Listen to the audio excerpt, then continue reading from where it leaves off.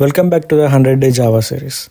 Yesterday we built our first calculator using scanner, but today we're going to dive into something more important, operators. Without operators, your computer is basically useless. It's like Iron Man suit without power, looks cool but can't do anything.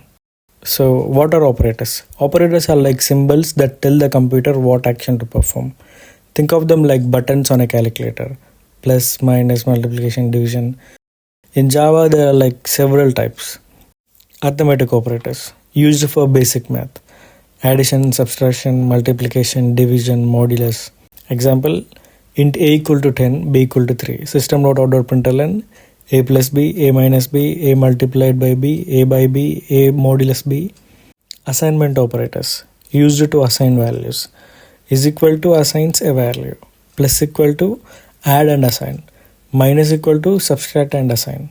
Example, int x equal to 5, x plus equal to 3. Same as x equal to x plus 3 to x equal to 8. Relational operators, used to compare values. They return true or false. Equal to, not equal to, greater than or equal to, less than or equal to. Example, system.out.println 10 greater than 5, which is true. System.out.println 10 equal to 5, false. Logical operators, used for logic, true or false decisions. And both are true, or either of them are true. Not flips true or false. Example, system.out.println 5 greater than 3 and 8 greater than 6, which is true. Increment or decrement operators. Plus increase by 1. Minus decrease by 1.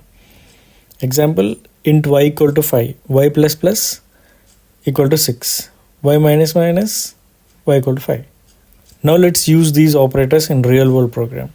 We'll build a grocery calculator where the user enters quantities of items and the program calculates the total bill. So let's test this. Welcome to grocery calculator. Enter kg of rice 5, liters of milk 2, number of eggs 12.